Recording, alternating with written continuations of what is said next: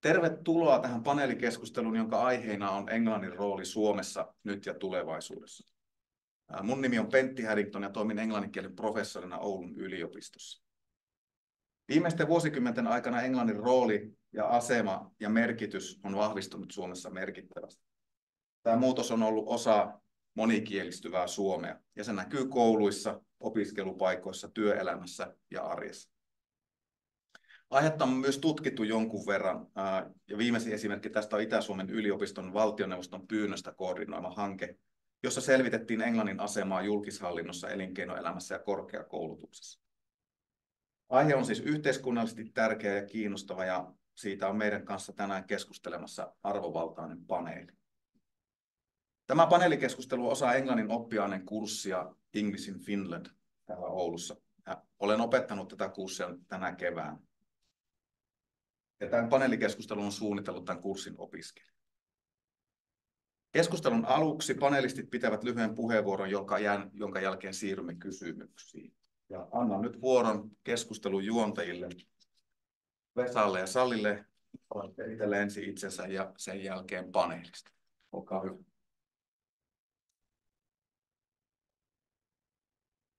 No niin, hei vaan kaikille. Mä olen Vesa Putkonen ja mä olen Salli Helkki. Ja nyt ihan ensimmäisenä esittelemään panelistit lyhyesti. Ensimmäisenä on Ville Eloantaja. Hän on Helsingin Sanomien toimittaja, joka on puhunut paljon suomen kielitilanteesta, suomen kielen asemasta englannin kielen roolissa Suomessa. Sitten on Mikko Laitinen, englannin kielen professori Itä-Suomen yliopistosta. Hän on tutkinut esimerkiksi englannin kielen roolia Suomessa. Ja vuosina 2022-2023 hän johti valtioneuvoston hanketta, jossa tutkittiin englannin asemaa julkishallinnossa, elinkeinoelämässä sekä korkeakoulutuksessa. Hankkeen tulokset julkaistiin viime vuoden lopulla ja se raportti onkin luettavissa valtioneuvoston sivuilla. Tänään meillä on paikalla. Hän on englannin kielen opettaja Kimin lukiosta ja valittiin viime vuonna vuoden kielten opettajaksi. Ja hän on tunnettu myös Veikkoon tekemästään englannin kielen opetussivustosta, jolla on ollut yli 1,5 miljoonaa kävijää kansainvälisesti. Sitten meillä on Lentenä Koina Tammenmaa, työskentelee oikeusministeriössä kielenasianneuvoksena. Ja kielenasianneuvoksen tehtäviin kuuluu osallistua kielellisten oikeuksien ja kielilain mukaisiin hallinnollisiin tehtäviin. Meillä on myös Mikko Vietojärvi, ja hän työskentelee Elinkeinoelämän keskusliitossa. Hän on asiantuntija osaamiseen ja digialueella. Ja hän pohtii esimerkiksi erilaisia osaavan työvoiman saatavuuteen liittyviä asioita. Ja sitten meillä on nämä panelistien lyhyet aloitusvuorot. Ja olemme pyytäneet heitä tosiaan pohtimaan suomen kielitilannetta ja englannin roolia Suomessa. Ja aikaa tähän on noin 3 minuuttia kullakin, ja aloitammekin Ville Elorannasta. Joo, hei vaan kaikille, kiva olla täällä. Mennään suoraan asiaan. Mä oon siis ollut nyt Helsingin Sanomissa vähän yli 20 vuotta töissä ja jatkuvasti kielitöissä. Ensin oikolukijana ja sitten editoijana ja kielenhuoltajana. Ja tässä niin kuin editoinnissa ja kielenhuollossa niin kyllä niin kuin englannin rooli, no vaikea sanoa, onko se niin kuin lisääntynyt minkä verran, mutta kyllä se tuntuu, että ainakin se on niin kuin jatkuvasti näkyvillä. Että se monella tapaa niin kuin voisi sanoa, että työtä myös jonkin verran vaikeuttaa. On tämmöisiä asioita kuin, että niin kuin uusille asioille ei välttämättä synny enää termejä suomeksi, on aika lailla niin kuin jopa sitaattilainoja tai vaan pienillä mukautuksilla. Sitten niin kuin, ihan jopa Suomessa toimivilla suomenkielisillä firmoilla niin tämmöiset englanninkieliset tittelit lisääntyy, että niitä ei vaivauduta niin kuin enää kääntämään semmoista hirmu epäselviä ja oudon näköisiä suomenkielisessä tekstissä. Ja sitten toisaalta jotenkin tuntuu, että ehkä sitten tässä on tämmöistä niin boominomaisuutta myös, että ikään kuin turha tai tarpeeton englantikin niin kuin leviää jopa siinä määrin, että unohdetaan vähän niin kuin oma kielemme, että aiemmin puhuttiin morkiksesta, nyt meillä on anxiety yhtäkkiä jotenkin, että se, joka ei tuo siihen kauheasti uutta. No, tämä nyt tämmöisen kuriositeettiesimerkkinä, mutta sitten kanssa näistä niin kansainvälistä lähteistä meillä myös käännetään aika vaihtelevin taidon, alkaa tulla aika epäluontevaa suomea myös sit välillä, kun jos kirjoittaja ei ole niin kuin kauhean harjaantunut kääntäjä. No, sitten tähän niin kuin kielipoliittiseen tilanteeseen on jonkin verran päässyt sukeltamaan. Muun muassa kun mä olin vuosina 2015-2021 olin Suomen kielen lautakunnassa median edustajana, ja me laadittiin siellä semmoinen 2018 ilmestynyt kannanotto, ja ilmaistiin joitain huoliamme Suomen kielipoliittisessa tilanteessa, kuten niin kuin tämä, että englanti on vähän ennustamaton, että mitä se tekee Suomelle nyt ja ehkä lähivuosikymmenä. Ja tämä sitten osalta oli ehkä niin kuin vauhdittamassa tämmöistä kieliasioiden niin kuin aika isoa päätymistä aika pian sitten uuteen hallitusohjelmaan. Ja tästä on sitten käynnistynyt näitä selvityksiä, joita on myös seurannut tässä jonkin verran niin myös mediaedustajana niin kuin toimittajana. Ja paikoin olen sitten näistä myös, niin kuin, täällä myös muina panelisteina on ihmisiä, joiden sitten tilaamia tai tekemiä selvityksiä mä oon paikoin sitten vähän kriittisestikin tarkastellut niitä, koska mä jotenkin näen, että niissä on aika pikaisella aikataululla tehty, aika pienellä porukalla otettu aika isoja asioita käsittelyyn, että mä jotenkin niin kuin jopa ihan inhimillisesti katsottuna näen, että tässä on vielä paljon työtä tehtävänä, ja se ei olisi oikein inhimillistä ollut mahdollista välttämättä näin pienellä porukalla. Mielestäni tämmöisiä tärkeitä kieliasenteisiin ja siihen, että mitä niin kuin englannin koodivaihto ja muu niin kuin tekee mahdollisesti suomen kielelle, niin tämäkin, niin kuin, näitä isoja kysymyksiä on vastaamatta, ja niitä sitten niin kuin vielä tässä lähivuosikymmenellä varmaan nähdään, että mitä tapahtuu. Ja sitten mielestäni on hieman epäselvää, että mitä maan hallinto aikoo tehdä kielipoliittisia ratkaisuja, vai tuleeko vaan selvityksiä, jos tälle vähän rumasti kärjistän. Sitten tässä, mä olen tätä muutenkin käsitellyt, että tutkija Elizabeth Peterson esimerkiksi on tässä hiljattain häntä haastattelin, heiltä tuli tämmöinen English in the Nordic Countries, mielenkiintoinen artikkelikokoelma, siinä puhutaan, että tämä on niin kuin Pohjoismaissa jaettu huoli, ja osa huolista on sitten niin kuin hieman tarpeettomia, että kyllä niin kuin esimerkiksi nuorison ylenpalttinen englannin käyttö saattaa hyvinkin tasoittua tutkimusten mukaan sit myöhempinä vuosina heilläkin ja tämmöistä, mutta sitten toisaalta englannin tilanne hänenkin mukaansa on hyvin erilainen kuin aiemmissa lainakontakteissa, että aiemmin ei ollut somea levittämässä asioita, ihmiset ei omatoimisesti korvannut omaa kieltään samalla tavalla kuin ehkä aiemmin tälle niin karkeistaan. Ja myös suomen kielen asiantuntijat on jonkin verran ehkä enemmän kuin englannin kielen asiantuntijat mun mielestä esittänyt tätä huoltaan tästä tilanteesta. Et vaikea sanoa sitten, missä se onko se kultainen keskitie, jossa se huoli lepää sitten.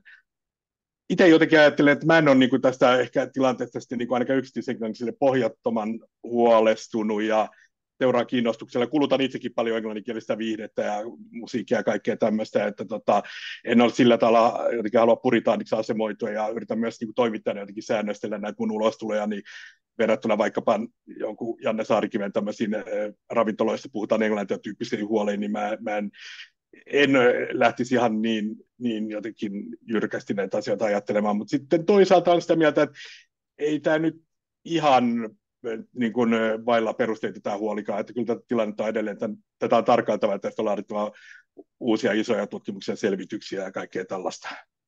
Siinäpä se oikeastaan. Kiitos. Ja seuraavaksi olemme Mikko Laitisen vastaamaan. Joo, kiitoksia. Kiitoksia järjestäjille ensinnäkin kutsusta ja tämän tilaisuuden järjestämisestä. Olen tosiaan professori Mikko Laitinen ja mä lähestyn englantia tutkijan näkökulmasta. Ehkä hiukan poleemisen puheenvuoron pidän tässä, mutta minä väitän, että julkisessa keskustelussa englannin kielen asemasta Suomessa, niin englannista on tullut vähän semmoinen myyttinen hahmo suomalaiseen keskusteluun. Se on vähän niin kuin muumitarinoiden mörkö, joka kulkee pelottelemassa siellä idyllissä. Ja tämä mörkö nostaa päätänsä aina tasaisin väliajoin jopa niin kuin esimerkiksi vaikkapa ministereiden puheissa tai korkean profiilin henkilöiden puheissa. Siis tarinahan menee siis näin, että esimerkiksi, että koska Suomessa opiskelijat kirjoittavat gradunsa englanniksi, niin suomen kieli muuttuu vähitellen kyökkikieleksi ja lopulta Suomi jakautuu kahtia niin, että eliitti puhuu englantia ja me muut sitten puhumme suomea. Ja tosiaankin tämä on niin vetävä tarina, että sitä toistetaan jatkuvasti kansallisessa keskustelussa, jopa tuossa edellisessä puheenvuorossa osin. Koska tarinahan on siis siinä mielessä vetävä siinä, että siinä on selkeä pahis, yliopistoeliitit, joiden kautta sitten englanti pikkuhiljaa valtaa alaa. Ongelma tässä tarinassa on vain se, että se ei ole totta. Että meillä ei tutkimuksessa mitään evidenssiä siitä, että tällaista kehitystä olisi tapahtumassa tähän asti. Toki tilanne voi muuttua, olen edellisen puhujan kanssa hyvinkin samaa mieltä siitä, että tilannetta on niin kuin hyvä pitää silmällä. Mä nostan tässä ihan muutaman asian, jotka liittyy tämän tarinan faktojen puutteeseen. Tarinassa siis faktoina käytetään esimerkiksi opinnäytteiden kieltä ja niiden tilastointia. Tällä hetkellä tilastointi on niin epäselvää, että lukuihin, joita esimerkiksi on saatu korkeakoulujen kirjastojen kautta, niin ei kannata luottaa. Toiseksi, esimerkiksi jos katsotaan sitten yliopistossa tuotettua muuta tutkimusta, siis vertaisarvioituja julkaisuja, niin niiden osalla, niiden kielivalinnoissa englannin kielen osuus on itse asiassa tippunut viimeisen 15 vuoden aikana. Se on noussut vain siis humanistisilla aloilla. Mutta pääosin englanninkielisten julkaisujen lukumäärä on pudonnut. Kolmanneksi, yliopistoissa ja korkeakouluissa on tällä hetkellä hyvin selkeä eetos siitä, että tutkimuksesta on hyvä puhua kotimaisilla kielillä. Esimerkiksi tuossa mainittu johtamani valtioneuvostolle tehty tutkimus, niin sen aineistossa noin 80% meidän vastaajista sanoi, että heidän alallaan on mahdollista puhua tutkimuksesta käyttäen kotimaisten kielten terminologiaa. Ja jos katsotaan sitten lukuja, tavallaan halua siihen, että onko halua popularisoida ja luoda terminologiaa, niin luvut ovat vielä korkeammat. Ja vaikka mä olen tässä nostanut esille vain yliopistojen kielitila ja tieteen kielen, niin sama pätee oikeastaan myöskin esimerkiksi yritysmaailmaan, sama pätee sosiaaliseen mediaan, sama pätee julkiseen hallintoon ja niin edelleen. Ja nyt mä ehkä osoitan sanani opiskelijoille tässä, että englanti Suomessa on erittäin kiinnostava tutkimusaihe. Se on siis teoreettisesti erittäin kiinnostava, se on empiirisesti oikeastaan vielä kiinnostavampi. Mutta tärkein viesti on siinä, että kun aloitatte omaa taipalettanne tutkimuksen parissa, on se sitten kandityö tai gradu tai väitöskirja, niin älkää antako näiden vetävien tarinoiden mennä faktojen ja omien systemaattisesti koottujen havaintojen edelle. Luottakaa mieluummin niihin havaintoihin kuin niihin tarinoihin. Kiitoksia. Mikko. Joo, ja siirrytään sitten Markku Perälä. No niin, terve vaan kaikille. Markku Perälä ja edustan nyt sitä ikäkautta sitten, joka pukkaa sinne maailmalle näitä englannin osaajia yliopistomaailmaan ja korkeakouluille ja muualle julmaan maailmaan. Motivointi ei ole enkun suhteen koskaan ollut ongelma. Positiivinen asenne on useimmiten siellä porukoilla. Lukion tehtävänä on edelleen toimia teoreettisena oppilaitoksena ja antaa korkeakouluvalmiudet. Ja englannin osalla sillä on oikeastaan kahtalaista touhua. On toisaalta tämä hyvin tarkka ylioppilastutkinto siellä, jossa vaaditaan tarkkuutta kielenkäytössä ja toisaalta ohjaamme heitä sitten tuohon normaaliin kommunikaatioon, jossa ei ole taas niin tarkkaa kielitaidon täydellinen oikeellisuus, että tämmöinen kahtalainen maali meillä on. Tavoitteena käytännöllinen kielitaito ja suht laaja sanavarasto, jolla sitten pärjätään, kun tiedetään, että seuraavissa oppilaitoksissa englanninkielisillä oppikirjoilla ja muilla niin senttikirjallisuudella on suuri painoarvo. Lukion työskentelyä hän ohjaa opetussuunnitelma, josta nyt vain sen verran tässä kerron, että ykkösvuonna tutustutetaan opiskelijat englantiin lingua francana, mietitään sitä omaa suhtautumista koko englannin kieleen ja missä kaikkialla sitä esiintyy. Toka vuonna harjoitellaan nyt sitten erilaisia rekisterejä vaihtelevissa kielenkäyttötilanteissa ja eri muodollisuusasteiden kieltä. Ja abivuonna, kun on jo kirjoitukset kiikarissa, niin sitten pyritään osaamisen omaehtoisen jatkamiseen liittyvien taitojen vahvistamiseen, että sitä englanti pysyisi sitten kaikkien sydämessä lukion jälkeenkin. Tuossa eräs näistä kysymyksistä tuossa jatkossa oli, että onko meillä pakko englanti.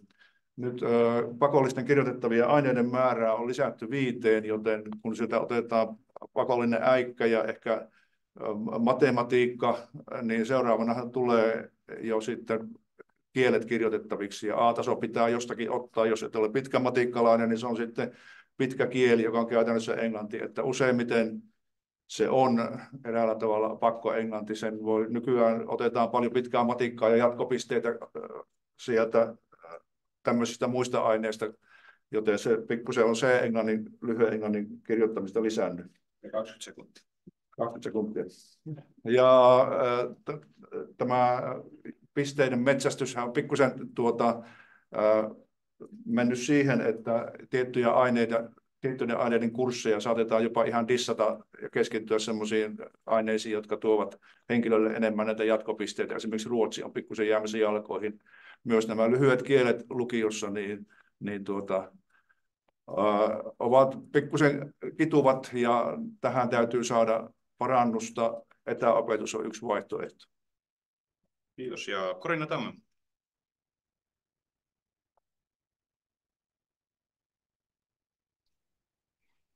No niin, eli mun nimi on Corina Tammemaa ja kuten mainittiin, niin toimin oikeusministeriössä kieliasiain neuvoksena, mutta toimin myös yksikön päällikkönä itsehallinto- ja yhdenvertaisuusyksikössä. Ja mä kiitän siitä, että saan osallistua tähän paneeliin.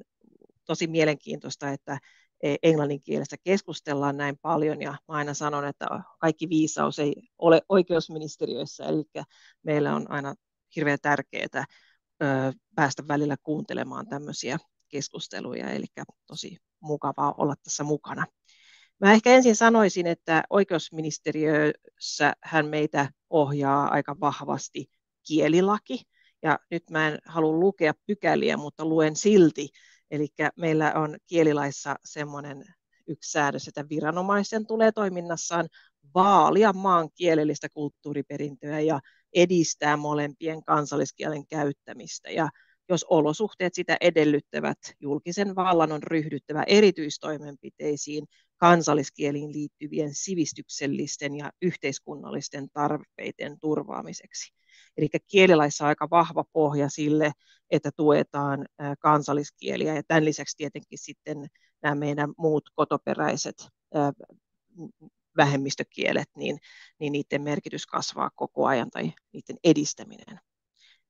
Sitten meillä on hallitusohjelmassa mainittu, että jatketaan kansalliskielistrategian toimeenpanoa, myös kielipoliittisen ohjelman toimeenpanoa jatketaan, ja kansalliskielistrategiassa todetaan, että suomalaisen yhteiskunnan ja kulttuurin peruspilareita ovat hyvinvoivat kansalliskielet. Ja olemme ylpeitä suomalaisesta kulttuurista ja identiteetistä sekä Suomessa puhutuista kielistä. Ja ehkä mä kiteyttäisin niin, että yksi meidän ajatuksistamme on, että ei ole niin kuin junttiutta se, että ei puhu englantia tai muita vieraita kieliä, että Suomessa pitää voida pärjätä yksikielisesti suomenkielisenä tai yksikielisesti ruotsinkielisenä. Mutta sitten toisaalta hyvin tärkeä perusperiaate meillä on myöskin se, että me toivotetaan tervetulleeksi kaikki kielet, ja me ei aseteta missään nimessä kieliä vastakkain, ja että Suomessa olevaa kielivarantoa hyödynnetään tietoisesti. Ja tässä kansalliskielistrategiassa on sitten esimerkiksi tuotettu tämä VNTEAS-hanke englannin kielestä, josta meillä on itse tutkija paikalla, ja sitten myös asetettu suomen kielen selvityshenkilö. Eli aika paljon nyt tietenkin selvitetään sitä, että miten suomen kieli voi ja mitä mahdollisia politiikkatoimia tarvitaan. Ehkä semmoinen lopuksi, että mä en olisi pelkästään viranomainen, pieni semmoinen niin kuin henkkohta-asia tähän, kun olette opiskelijoita. Mä olen itse ollut vaihto-oppilaana. Meillä kotona on ollut muutamia vaihto-oppilaita, eli lukioikäisiä, jotka tulee isäntäperheeseen ja käy lukiota. Ja kun mä itse aikoinaan lähdin ranskankieliseen Kanadaan täysin ummikkona, kukaan ei puhunut englantia, ei koulussa, ei perheessä, ja 3 kuukaudessa sitten joutui oppimaan sen ranskan kielen, että pärjäsi jotenkin. Ja nyt mä oon huomannut, että nämä vaihto-oppilaat on tosi ihania, mutta ne ei opi esimerkiksi suomen kieltä, ja se johtuu kyllä nyt tästä ympäröivästä yhteiskunnassa, että annetaan niin kuin puhua ja käyttää englannin kieltä. En tiedä, onko ongelma, mutta tätä tapahtuu. Joo, kiitos Hyvä. Corina. Kiitos. Ja sitten vielä Mikko Vieltojärvi. No niin, terve kaikille. On tosiaan Mikko Vieltojärvi, on töissä Elinkeinoelämän keskusliitossa asiantuntijana ja hoidan pääasiallisesti tällaisen niin kuin koulutuspolitiikkaan, osaamiseen liittyviä kysymyksiä, ja siinä tietysti nämä niin kuin kielitaitotarpeet tulee myös olennaisella olennaisesti niin kuin pöydällä ja itse asiassa niin kuin melkeinpä niin kuin se teema, josta minua kaikkein eniten pyydetään erilaisiin paneeleihin ja puheenvuoroja pitämään, on juurikin tämä niin kuin elinkeinoelämän kielitaitotarpeet. Tämä on tosi kiinnostava teema niin kuin monesta näkökulmasta. Ja meidän elinkeinoelämän keskustelussa sen verran, että meillä on 15 000 jäsenyritystä, jossa on sellainen 900 000 työntekijää.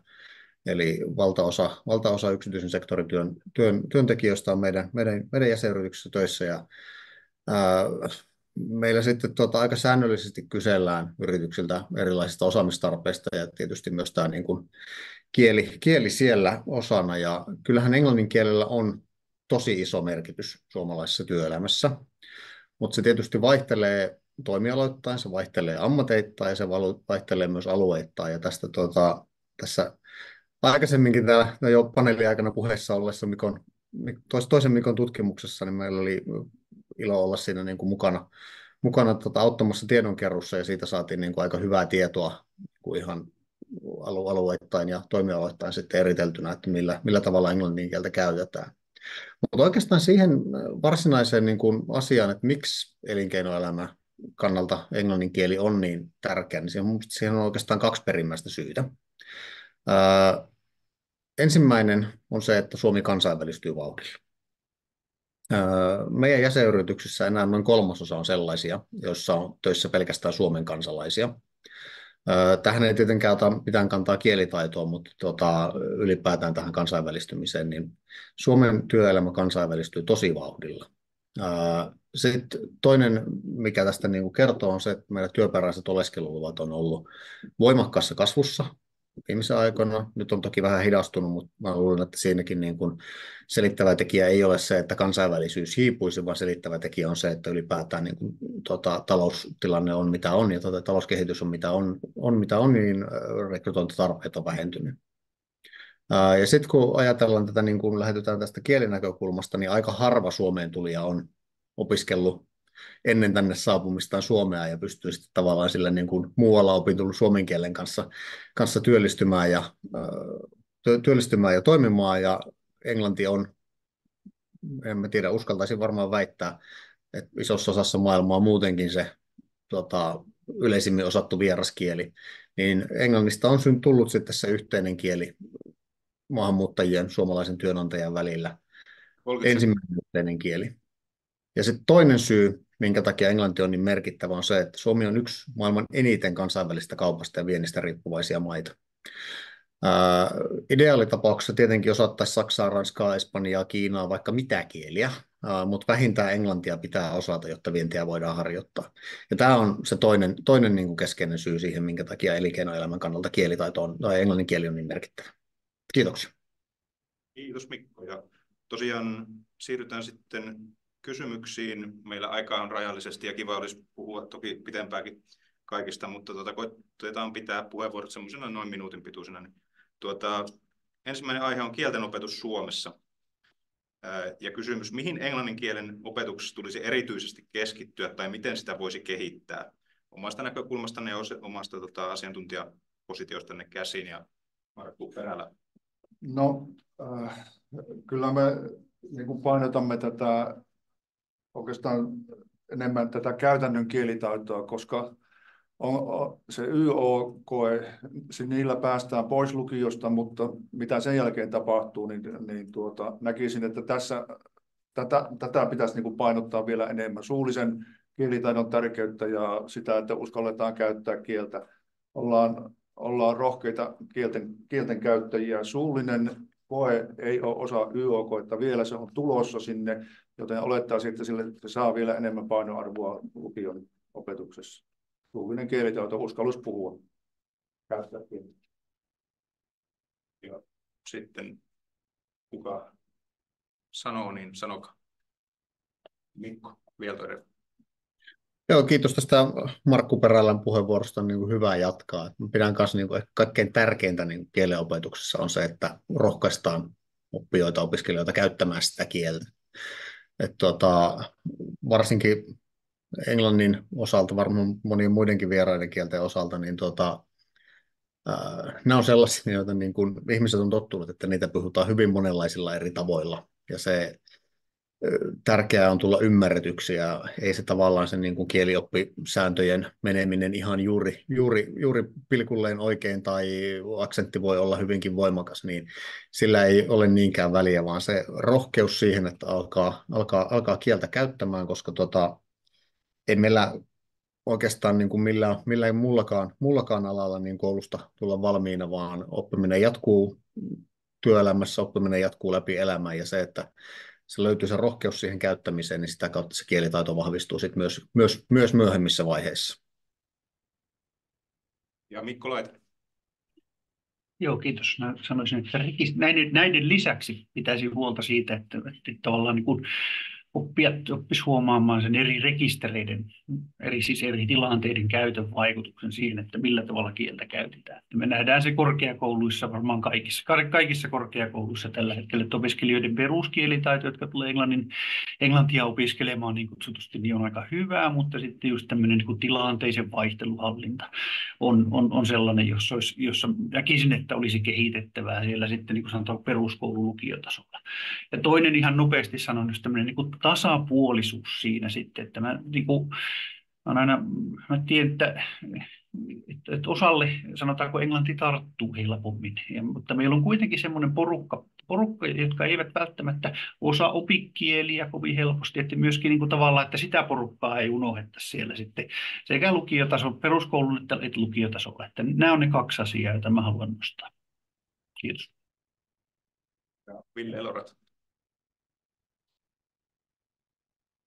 Joo, mulla on ehkä semmoinen jotenkin vähän vaikeasti määriteltävää, että semmoinen häilyvä suhtautuminen niin kuin tähän englantiin jotenkin vielä silleen, että mun mielestä ehdottomasti tärkeä lingua franca ja on kanssa näiden, niin kuin, siinä missä on vähän huolissa, niin jostain puolista, niin on kuitenkin sitä mieltä, että se on tärkeä kieli, mutta sitten on tässä puhuttu jonkin verran, ja tähän pitäisi pureutua vielä enemmän, että niin kuin aika paljon tämmöisiä kummallisia niin kuin käsityksiä. Tätä esimerkiksi Elizabeth Peterson sanonut, kun on keskusteltu tästä, niin että aika monella on vähän jopa niin kuin liialliset luulot niin kuin omasta englannin osaamista. Että se, että osaat jossain pelimaailmassa tai tube-videoita katsomalla olet oppinut tietynlaista englantia, niin voikin olla, että sitten se ei olekaan ihan hirmu kummonen kielitaitoista jossain ihan muissa rekistereissä, mutta toisaalta myös niin kuin alakohtaisesti jollain tavalla. Että mä jotenkin niin vähän vaikeasti määriteltävä pelko mulla ehkä on myös semmoinen, että jos suomalaiset jotenkin, jos kävisi niin, että suomalaiset luopuisi jotenkin kansallista erityispiirteistään ja panisi tavallaan kaikki munat sinne englantikoriin, niin tullaanko me lopulta sitten jollain tavalla sitten lopulta jotenkin uunotetuiksi tässä sitten kansainvälisessä kehityksessä huomata, että itse asiassa että ei me itse asiassa oltukaan siinä englannissa ihan kauhean hyviä.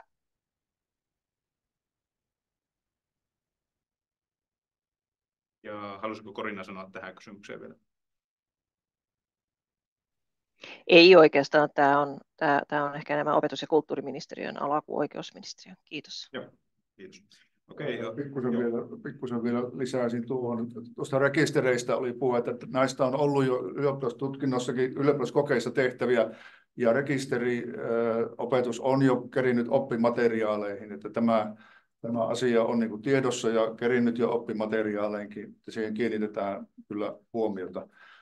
Ja se osaamishaitari, kun sanotaan, että kaikkihan englantia osaavat, niin kyllä se lukiossakin vielä näkyy se osaamishaitari, se on aika laaja. On kovia taitajia, mutta myös henkilöitä, joilla on suuria vaikeuksia lukio-englannin kanssa. Että tähän on tukikursseja ja muita, että niillä koitetaan hoitaa asiaa. Ja otetaan sitten, Ville Eloranta, joo. Mä otan ihan nopea puheenvuoro. Mä muistan tästä vaan jotenkin jo omasta lukioajoista on tietenkin jo niin kuin, 25 vuotta aikaa, mutta että siellä tosiaan kanssa jengi jotenkin, just tämä rekisteriasia on niin kuin mielenkiintoinen, koska mä muistan, että siellä itsekin oli varmaan ajatellut, että crap tarkoittaa jonkinlaista roskaa, mutta sitten opettaja sanoi, että, niin kuin, ette te voi kirjoittaa tämmöisen asiallisen aineeseen crap, se tarkoittaa paskaa. Joo, ja otetaan sitten nopea kyllä ja ei-kysymys, eli ilman perusteluja, tosi kontroversiaalia aiheita totta kai tulossa täältä. Vaikka Markku Perälä ensin, eli kyllä tai ei. Tulisiko englannin oppimäärään varattuja oppitunteja vapauttaa muille oppiaineille, kuten muille kielille? No ei, en voi näistä luopua, että kyllä siellä riittää erilaisia osa-alueita kaikille kursseille. Emme me halua näistä luopua. Siellä pitää monipuolisesti valmentaa, ei ainoastaan teoreettista sanastoa korkeakouluja varten, että kyllä sitä riittää sitä repertuaaria kursseille. Joo, mennään vaikka järjestyksessä. Ville Eloranta. Tulisiko englannin tunteja vapauttaa muille kielille esimerkiksi? No mä en ihan tiedä tarkkaan, mikä se tämänhetkinen määrä on, mutta en mä nyt ainakaan hirveästi kyllä leikkaa. Mun mielestä pikemminkin ylipäätään se, että on puhuttu paljon, että niin kuin jo vuosikymmeniä puhuttu, että kun äidinkielen oppimäärä on pienennetty, että sitä pitäisi kasvattaa. Ja siitä on ilmeisesti jonkinlaisia suunnitelmiakin, mutta ei se, että toista lisätään, tarkoittaa, että se on toista pois. Ylipäätään ehkä kielten painoarvoa, niin se pitäisi nähdä paremmin. Minna Tammenmaa. Joo, oikeusministeriötä ei voi pyytämään sanoa kyllä tai ei, mutta vähän komppaisin edellistä Ville Elorantaa, eli meillä kyllä painotetaan sitä, että pitäisi oppia muitakin kieliä kuin englantia.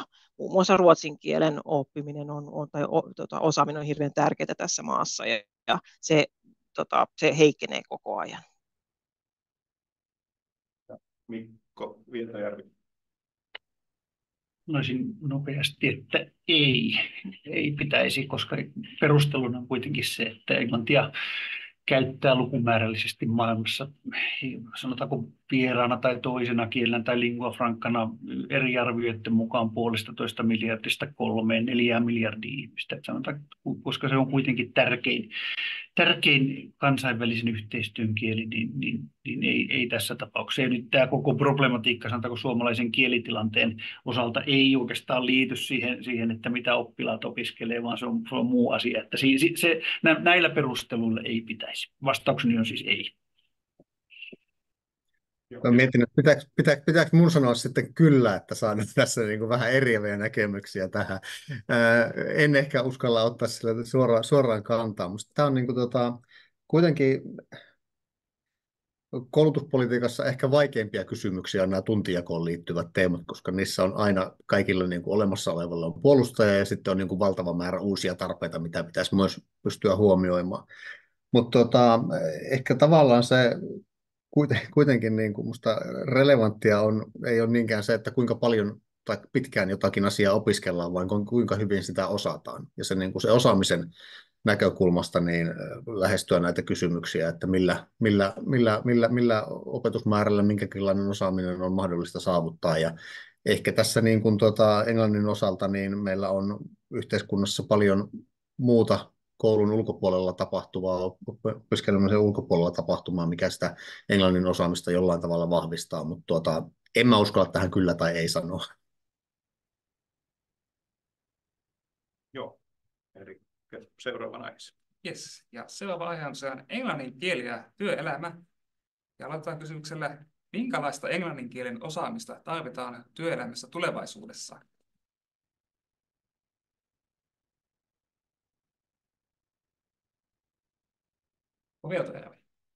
Ja pitäisikö mun tässä nyt niin kuin työelämän edustajana aloittaa? No varmaan niin kuin, jotenkin hirveän vaikea aina niin kuin arvioida sitä, että mitä tulevaisuudessa tarvitaan ja millaista osaamista, mutta kyllä ehkä kohtuullisen turvallisesti uskaltaisin sen verran ottaa ainakin kantaa, että urahaaveita ei kannata rakentaa sen varaan, että osaa englantia.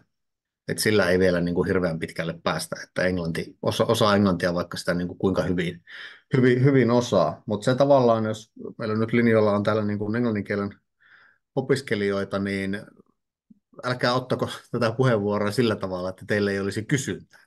Mutta se kysyntä ja tarve tavallaan teidän osaamiselle, niin se ei lähde niinkään siitä, että te osaatte hyvin englantia. Se lähtee siitä, että teillä on niin kuin ymmärrystä kulttuurien välistä eroista, kulttuurien välistä yhtenäisyyksistä, kansainvälistyvä maailma, kansainvälistymä elinkeinoelämä, niin ihan taatusti tarvitsee tämän kaltaista osaamista.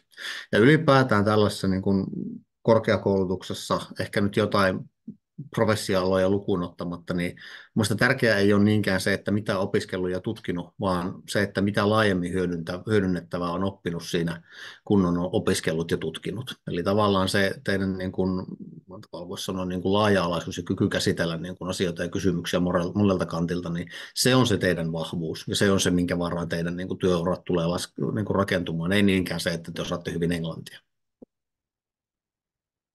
Oina Tammenmaa.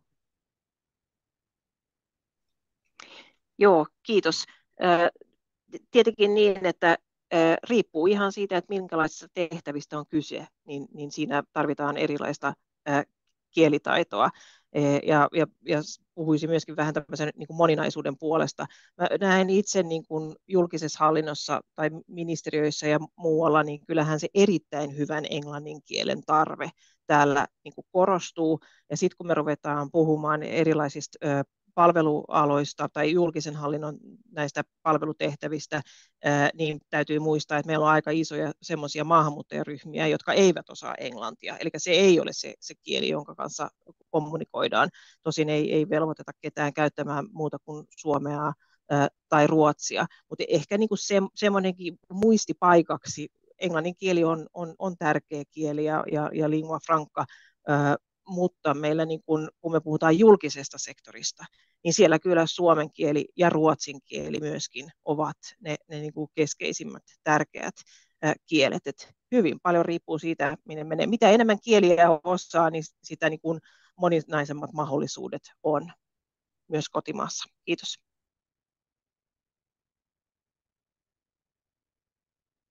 Niin kyllä omassa retoriikassani siellä koulussa on painottanut sitä, että kun työhakuun menette, niin ei pelkkä englannin osaaminen, ja jos siihen on lisäksi toivottavasti sitä ruotsin kielen osaamista, niin näilläkään ei vielä erotuta. Että lukio on niin etsikkoaikaa tämän kielten opiskelun kanssa, että kovasti koitetaan houkutella sinne saksan ja ranskan lukemiseen.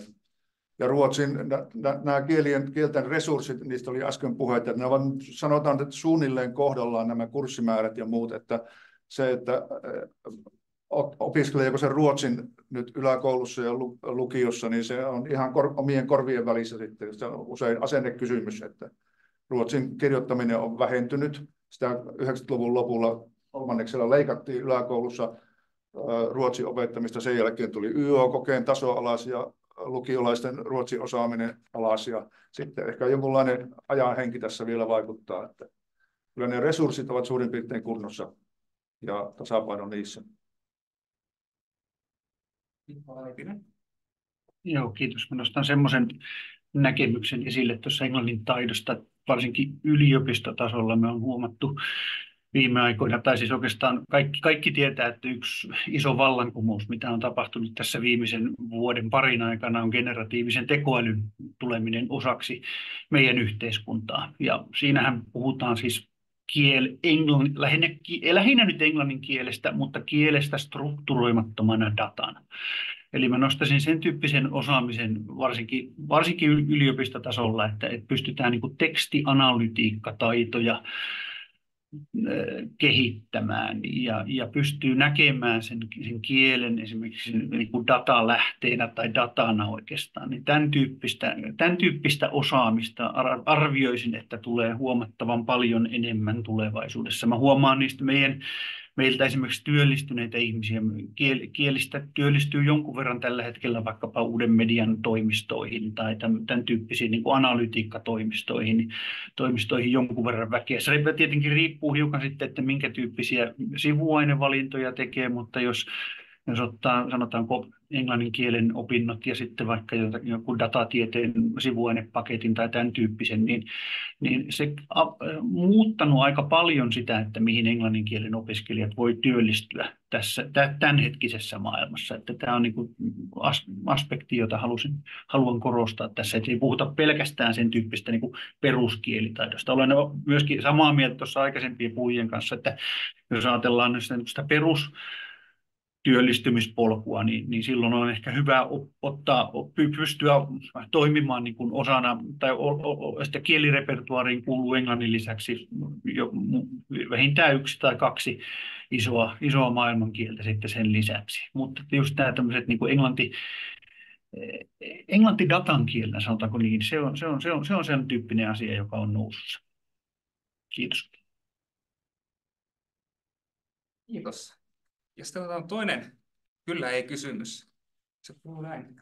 Tarvitseeko Suomessa työskentelevän työntekijän osata suomea, esimerkiksi palvelualalla tai yliopistossa? Ja aloitetaan vaikka Markusta.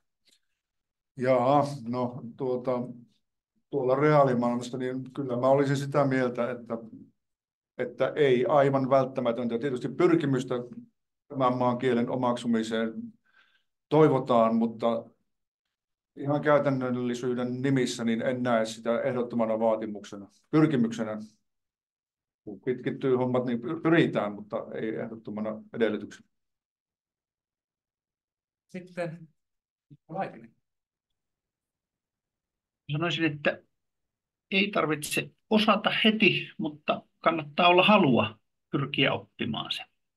Tai pyrkiä oppimaan jompikumpi kotimaista kielistä ja mieluummin molemmat. Ja myöskin sillä tavalla, että meillä yhteiskuntana on myöskin halua tukea sitä tänne työhön tulevaa siinä oppijan polulla.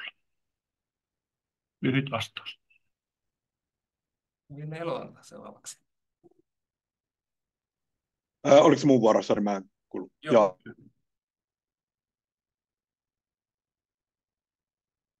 Hyytyi.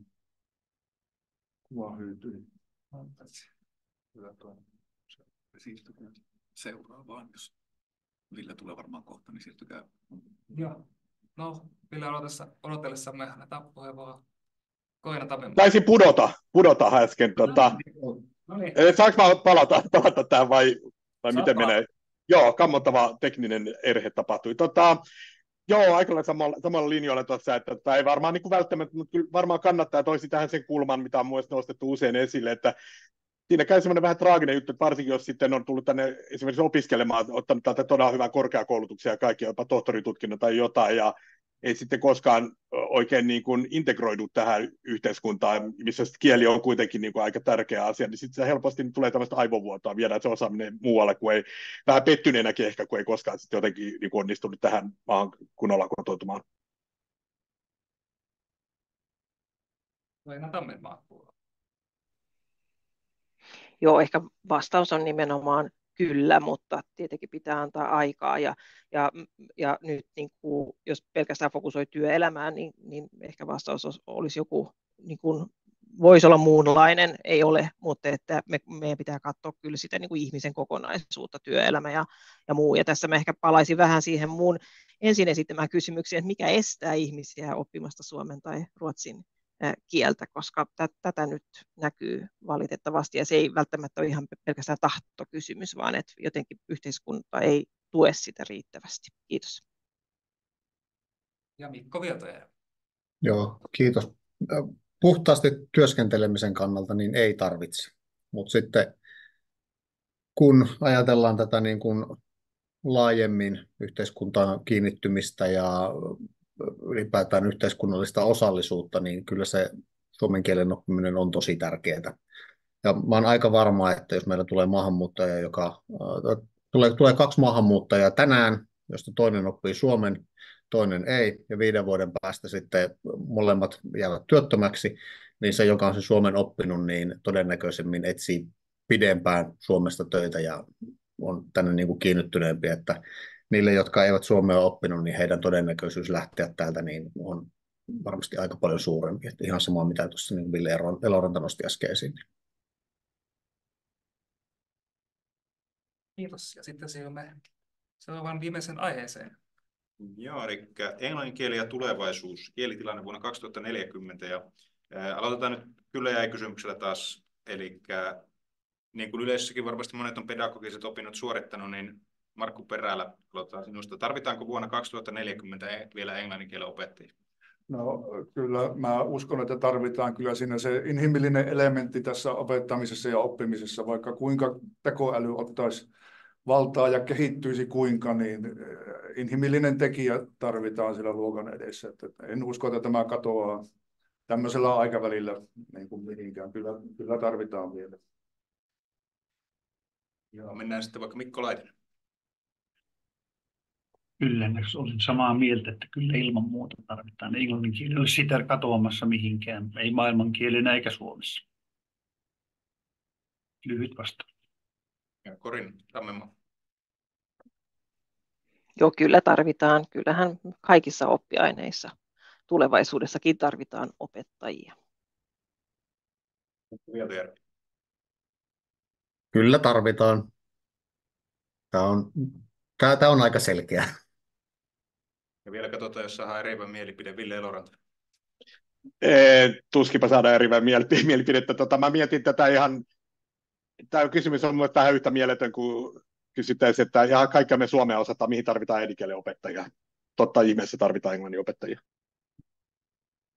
Joo, no niin, ja sitten tosiaan kielitilanne vuonna 2040. Minkälainen suomen kielitilanne silloin on, ja mitkä on ne tärkeimmät tekijät, jotka siihen vaikuttaa? Ja mennään vaikka Mikko Laitinen, jos aloittaa. Epäilen, että tai sanotaanko niin, että ennustaminen on vaikea laji ja mahdoton, mutta että epäilen, että se ei ole hirveän paljon muuttunut 16 vuodessa. Ei se ole hirveän paljon muuttunut vähän vajaassa 2 vuosikymmenessä, kun viimeksi silloin Jyväskylässä olin mukana tekemässä isoa kansallista kyselytutkimusta englanninkielistä. Siihen nähden niin kuin tilanne, tämä muutama 15-16 vuotta on kuitenkin aika lyhyt aika, että siinä näkisin, että siinä ei tule hirveän isoja muutoksia. Varmaan se tullaan näkemään, että Suomi monikielistyy yhäkin. En usko, että se mikään että meillä olisi sellaisia tekijöitä olemassa, jotka pystyisi sitä tilannetta muuttamaan. Ja itse asiassa varmaankin tulemme olemaan huomattavasti monikielisempi. Meillä on kielten kirjo vielä isompi vuonna 2040 kuin se on nyt. Mutta että sanoisin, että se on niin kuin ainut iso muutos, mikä tässä tulee olemaan. Mutta englannin kielen suhteen en näe sitä, että ainakaan tällä hetkellä olisi merkkejä siitä, että englannin kielen asema tulisi dramaattisesti muuttumaan. Kiitoksia. Mikko Pietojärvi. Joo, kiitos. Oikeastaan Mikon kanssa samaa mieltä siitä, että niin jos katsotaan tätä niin kuin englannin kielen asemaa, että ei tuskin hirveästi muutosta. Se varmaan hitaasti pikkuhiljaa vahvistuu. Ja myöskin siitä, että me tullaan olemaan hyvin paljon monikielisempi yhteiskunta 20 vuoden päästä, mitä me ollaan nyt tänään. Meillä maahanmuutto lisääntyy ja tullaan hyvin paljon niin kuin lisää kieliä ja paljon suurempia kielivähemmistöjä, mitä meillä niin kuin tällä hetkellä on eri kielistä. Mutta tavallaan se, että mä uskon kyllä siihen, että seuraavat 20 vuotta niin muutos tulee olemaan paljon isompi, mitä niin kuin edeltävät 20 vuotta. Et kyllä tämä on niin kuin sellainen kiihtyvä muutos niin kuin tämän maahanmuuton lisääntymisen myötä. Mutta varmastikin puhutaan edelleen suomea, puhutaan englantia, puhutaan ruotsia ja sitten meille tulee paljon muita kieliä, mitä niin kuin Suomessa myös puhutaan. Mutta ehkä se yhteinen kieli tässä tämän niin kuin kansan keskuudessa kuitenkin jatkossakin on näin niin kuin suomi, ruotsi ja englanti, millä asiat hoidetaan. Ja Ville Eloranta. Joo, tähän 2008 tutkimukseen viitaten, niin eräs tutkija ihan mielestäni aiheellisesti huomatti sen, että se oli kuitenkin niin poikkeuksellisen laaja tutkimus, sen jälkeen niin laajaa tutkimusta ei ole tehty, ja tässä välissä on tapahtunut yksi aika iso muutos, se on tämä siis sosiaalisen median niin kuin räjähdysmäinen tulo, ja tämä on niin kuin lisännyt kyllä silleen ennustamattomuutta, että en mäkään tosiaan uskalla ennustaa tonne asti, mutta tätä pitäisi vähän varmaan niin kuin tutkia. Sitten tässä on tietenkin vielä, me ollaan aivan alkutaipalla tässä tekoälyasiassa, että jää nähtäväksi, erittäin mielenkiintoisia aikoja eletään. Kyllä se saattaa tekoäly niin kuin myös näitä kieliasioita helpottaa, mutta katsotaan, tämä on todella vaikea ennustaa. Sitten Corina Tamme. Joo, kiitos. Mäkään en ruveta ennustamaan, mutta jotain pystytään sanomaan niin kuin kehityksestä. Ja nyt mä ehkä katson ihan niin kuin kieliryhmien ja näiden niin kuin kielitilastojen valossa sitä, että meidän niin kuin vieraskielisten, eli muuta kuin suomea, ruotsia tai saamea puhuvien määrähän kasvaa koko ajan. Ja nyt kohta viikon kuluttua tulee viime vuoden tilastot varmaan, niin siinä on menty yli 500 000 muunkielistä. Mutta se ehkä mitä me ollaan nähty niin kuin tällä vähän pidemmällä aikavälillä kuitenkin on se, että vaikka se niin kuin on kiihtynyt se niin kuin maahanmuuttajien määrä, niin ruotsinkielisten asemaa lukumääräisesti ei kyllä uhkaa mikään vielä niin kuin pitkään aikaan, eli se on erittäin iso ryhmä kuitenkin Suomessa. Ja ne seuraavat kieliryhmät on venäjänkieliset, vironkieliset, arabia, somalia ja itse asiassa englannin kieli äidinkielenä tulee niin kuin aika myöhään sillä listalla. Ja nämä on tietenkin kieliryhmiä, joilla välttämättä englannin kieli ei ole se vahva kieli. Nämäkin on ihan niin kuin kiinnostavia asioita ja puhuu sen monikielisyyden puolesta.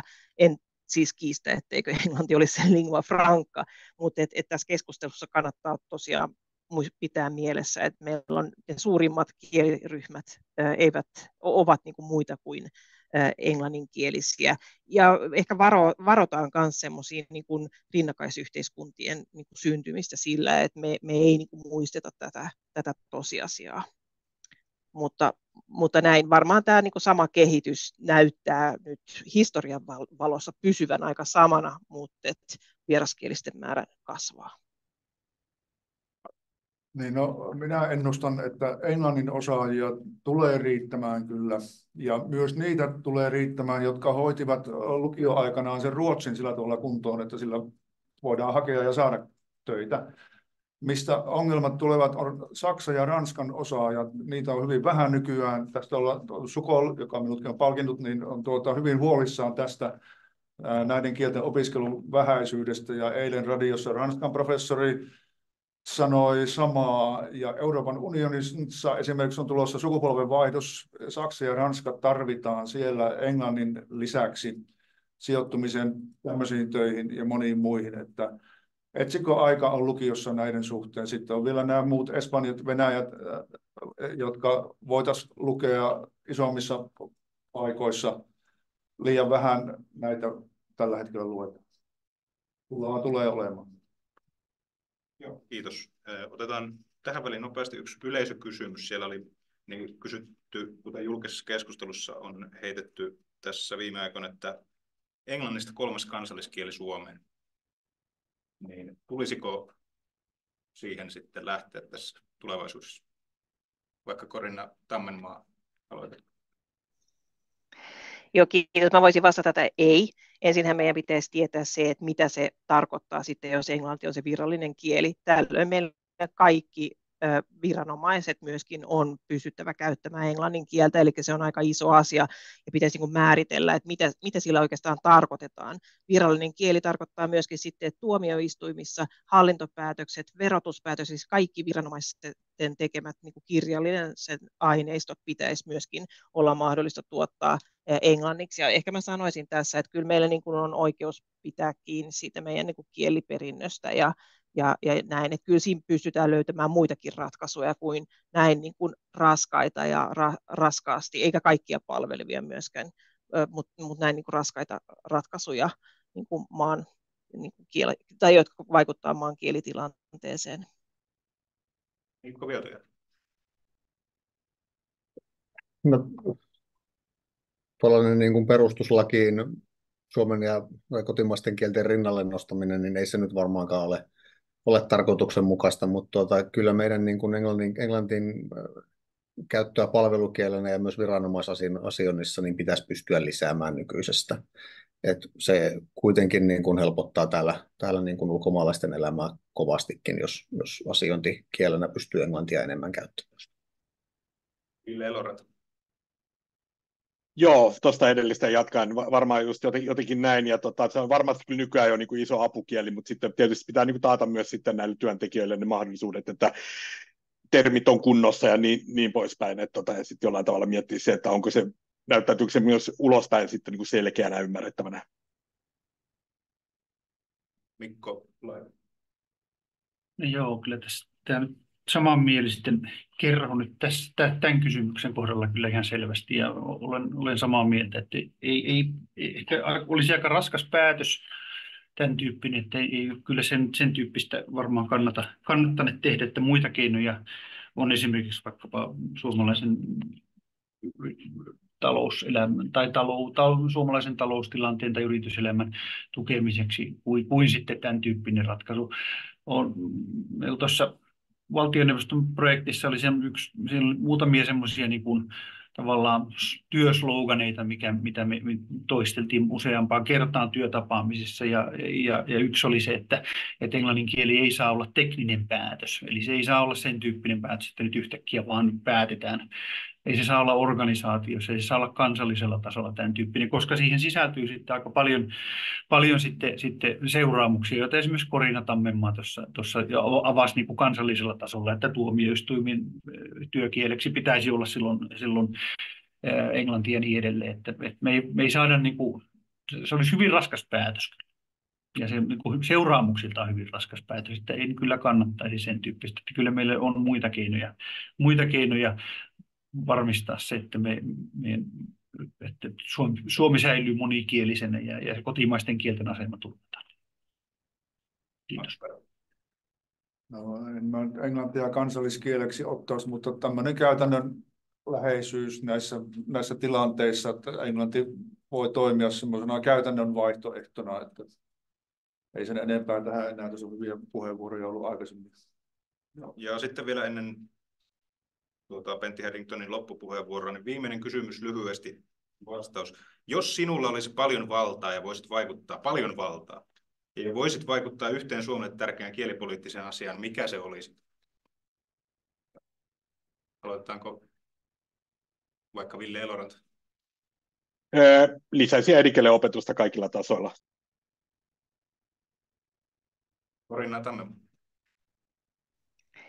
Mä itse lisäisin osattavien kielten määrää. Eli englannin, suomen ja ruotsin lisäksi vielä ainakin yksi kieli. Mikko Laitinen. Varmistaisin, että meillä olisi laajempi kielivaranto yhteiskunnassa kuin se nyt on. Eli juuri muiden isojen maailmankielten opetusta ja osaamista. Sitä varmistaisin ja sitä kasvattaisin. Mikko Vieltoja. Samaa mieltä, mitä niin kuin Corina ja Mikko tässä, eli muut kielet kuin kotimaiset ja englanti, niin niiden osaamista myöskin. Mut ihan yhtä lailla pidän tuon niin kuin Villen pointin tästä niin kuin äidinkielen osaamisesta, niin se on kuitenkin ihan kriittistä sitten taas niin kuin kasvamisen, kehittymisen ja myös muiden kielten oppimisen kannalta, niin tärkeää sekin. Ja sanon sen, että näiden lyhyiden kielten osalta, niin Suomen maassahan oli lukioissa sellainen sääntö, että yleisen matikan ottanut otti ainakin yhden lyhyen kielen.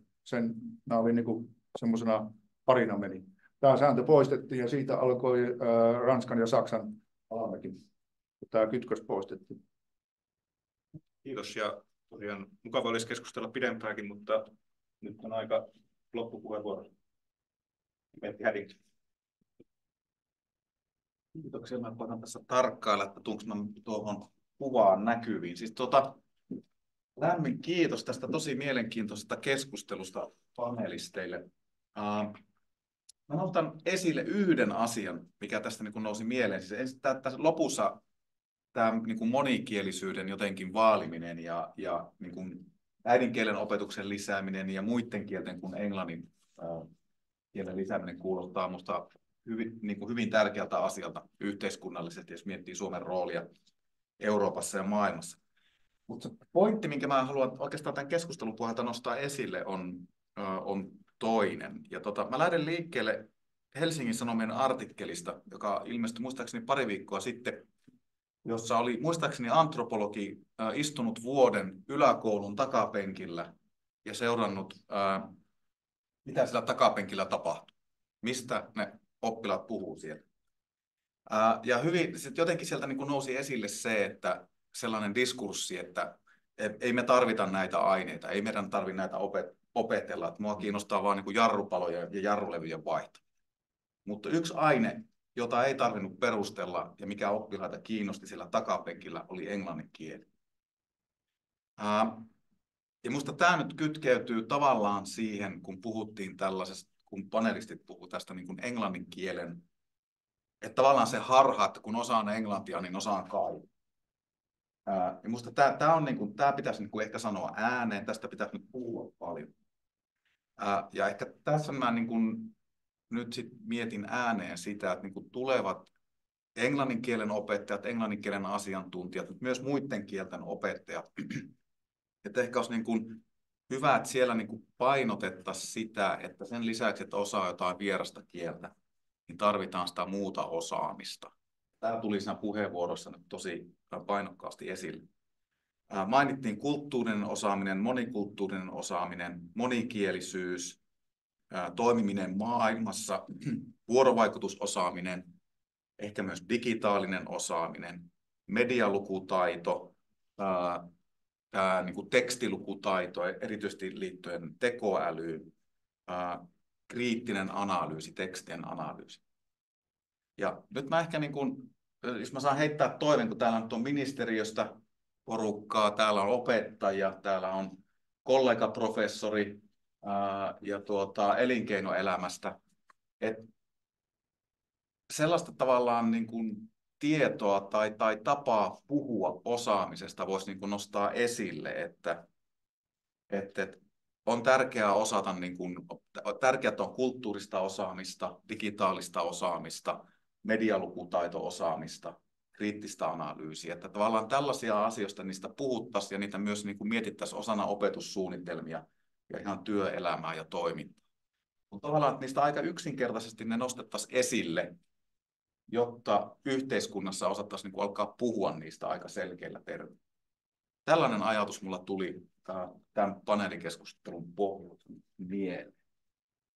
Mutta ruvetaanpa, kello on minuutin yli, ruvetaan lopettelemaan. Niin mä haluan tosiaan kiittää paneelista ja kiitos ensinnäkin, että pääsitte. Tiedän, että olette kiireisiä, mutta että pääsitte tähän keskusteluun ja kiitos mielenkiintoista keskustelusta ja tärkeistä pointeista. Yleisölle haluan kertoa, että tästä keskustelusta on tekeillä tallenne ja se julkaistaan YouTubessa lähiaikoina. Me on saatu panelistien lupa tähän. Ja haluan sen tallenteen lisäksi vielä mainostaa tämmöistä English in Finland-blogia, joka löytyy netistä, WordPressistä. Sitä on päivitetty vuodesta 2016 lähtien. Eli mä opetin silloin professori Sirpa Leppäsen kanssa English in Finland-kurssin Oulun ja Jyväskylän yliopistojen englanninkielen opiskelijoille, ja siitä lähti idea päivittää tätä blogia aina kun tätä kurssia opetetaan. Ja siellä on tosi paljon kuvauksia, mielenkiintoisia ilmiöitä englannin roolista Suomessa eri näkökulmista. Se on vapaasti luettavissa ja vapaasti myös käytettävissä opetuskäyttöön. Haluan kiittää yleisöä, panelisteja vielä kerran, meidän hosteja ja kurssin opiskelijoita, jotka ovat tässä taustalla tehneet kovasti töitä ja muistiinpanoja tämän keskustelun pohjalta. Ja toivotan kaikille oikein hyvää ja aurinkoista kevättä.